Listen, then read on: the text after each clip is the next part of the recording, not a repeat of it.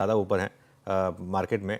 और आज सबसे अच्छी चीज़ क्या है, आज हम 25,000 के ऊपर निकले और उसके ऊपर टिकने में कामयाब हुए। और दूसरी चीज़, आज का दिन बड़ा क्यों है, मैं भी उसके लिए आज इसको बहुत बड़ा दिन मान रहा हूँ। क्यों? क्योंकि आज निफ्टी में गैप डाउन था, आज ग्लोबल क्यूज़ ख़राब थे।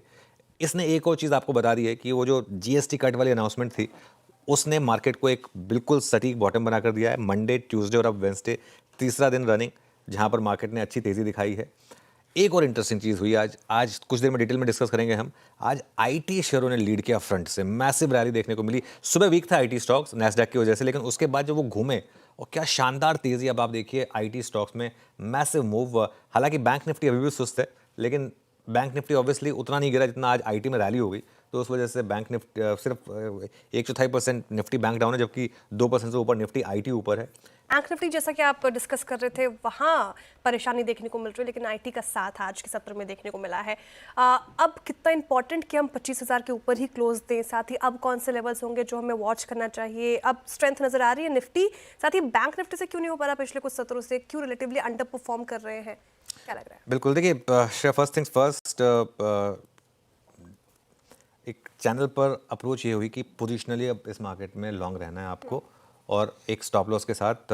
शुरुआत में वो स्टॉप लॉस 24,750 का था, फिर 24,850 का आया, और अब 24,900 950 भी हो सकता है।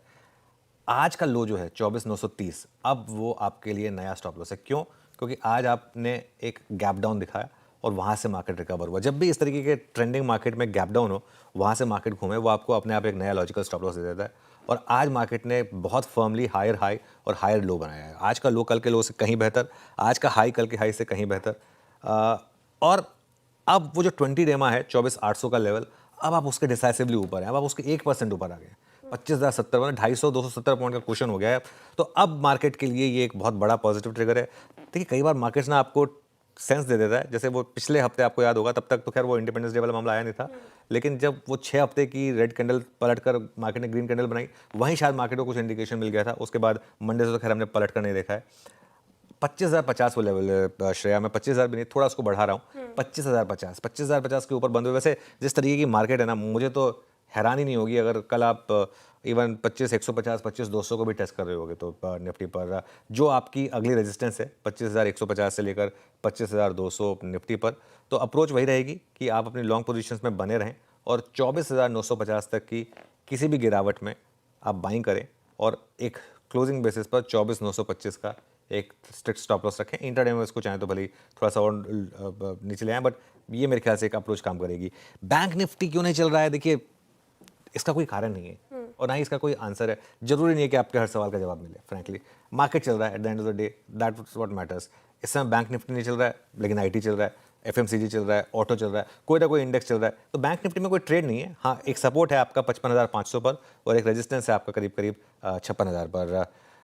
आज का दिन भी भारतीय बाज़ारों के लिए काफ़ी पॉजिटिव ही रहा है। जैसा कि हम कल बात कर रहे थे कि यदि 25,000 का लेवल गैप अप से निकले तो आपको वेट करना है, सस्टेन होता है तो तेज़ी होगी। और एक ऐसा भी कहा था कि यदि नीचे बाइंग हो तो थोड़ा सा नीचे जाने के बाद बाज़ार में फिर से बाइंग आएगी और 25,000 के ऊपर भारतीय बाज़ारों में पहला टारगेट 25,080 का, दूसरा टारगेट 25,140 का रहता हुआ नजर आया। जो फर्स्ट टारगेट था 25,080 का, वही आता हुआ नजर आया और बाज़ार वहीं पे, और फिर वहाँ से थोड़ा बहुत करेक्शन अभी देखने को मिल रहा होगा आपको। तो आज की नेट ऑन नेट देखें तो अच्छी खासी तेज़ी भारतीय बाज़ारों की तरफ से देखने को मिली है। भारतीय बाज़ारों में क्वार्टर 1 के नतीजों के बाद सेलिंग का दौर चालू हो गया था।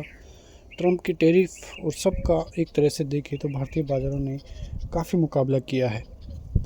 ट्रंप की टैरिफ का बिल्कुल भी असर भारतीय बाज़ारों पर नहीं पड़ा है, जितना सोच रहे थे उतना तो नहीं पड़ा है, और भारतीय बाज़ारों में फिर से रिकवरी आती हुई दिखाई दे रही है। और बाज़ार आप देख सकते हैं कि 25,000 के ऊपर आता हुआ फिर से आपको नज़र आ रहा होगा। अच्छी खासी तेज़ी कई सेक्टर्स में, कई स्टॉक्स में फिर से देखने को मिली है। ऑटो सेक्टर में ज़बरदस्त बूम चलता हुआ नज़र आ रहा है, और उसी के कारण आप देख सकते हो कि भारतीय बाज़ारों में रिकवरी भी आपको देखने को मिल जाएगी। तो भारतीय बाज़ारों की तरफ से काफ़ी अच्छी और पॉजिटिव खबरों के कारण भारतीय बाज़ारों का मूड माहौल सुधरता हुआ नज़र आया है। जीएसटी का रिफॉर्म होने के कारण भी भारतीय बाज़ारों पर काफ़ी पॉजिटिव इम्पैक्ट पड़ा है, जैसा कि आपने देख भी लिया होगा। अब यदि कल की बात करें तो कल का नज़रिया भी साफ साफ रहेगा। निफ्टी की बात करें तो निफ्टी फ़िलहाल अच्छे लेवलों पे है, 25,000 से ऊपर कारोबार कर रहा है। अब यदि कल फिर से बाज़ार 25,080 का लेवल पार कर जाएगा तो आपको फिर 25,080 के ऊपर 25,130, 25,200 और 25,270 के लेवल्स इमीडिएटली देखने को मिल सकते हैं, लेकिन उसके ऊपर जाके सस्टेन करना ज़रूरी है। नीचे की तरफ आप फिर से सपोर्ट जोन देखें तो 24,980 का एक सपोर्ट जोन रहेगा।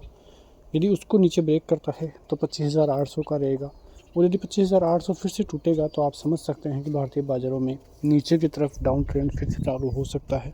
तो भारतीय बाज़ारों को अपने सपोर्ट लेवल बचाना काफ़ी अनिवार्य साबित हो गया है, लेकिन भारतीय बाज़ार काफ़ी अच्छी रणनीति के साथ कामकाज भी करते हुए नज़र आ रहे हैं। बैंक निफ्टी की बात करें तो 56,000 को पार होते ही बैंक निफ्टी फिर ऑल टाइम हाई के लेवलों पर जाता हुआ नज़र आएगा।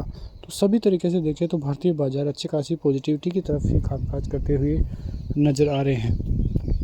ट्रंप और पुतिन की बैठक के बाद से ही भारतीय बाज़ारों में तेज़ी चालू है, और यदि नतीजा युद्ध का जो है सीज़ फायर वगैरह रुकती है, युद्ध ख़त्म होता है रसिया और यूक्रेन का, तो वो सभी देशों के लिए काफ़ी अच्छा रहेगा, और उससे आप देख सकते हैं कि भारतीय बाज़ार ऑल टाइम हाई के स्रोत पर भी जाते हुए नज़र आए तो भी कोई बड़ी बात नहीं है, क्योंकि उसकी वजह से होगा क्या कि जो भारतीय बाज़ारों पर सैमसंग लगे हैं टैरिफ 25% टैरिफ ज़्यादा लगी है, वो टैरिफ ख़त्म होने के आसार ज़्यादा होते हुए नज़र आएंगे, और उसका सीधा सीधा असर भारतीय बाज़ारों पर भी पड़ता हुआ नज़र आएगा। तो ये सभी चीज़ें कल भारतीय बाज़ारों के लिए काफ़ी इंपॉर्टेंट रहेगी। तो ऐसी ही खबरों के साथ मिलते हैं नेक्स्ट वीडियो में, तब तक के लिए जय हिंद।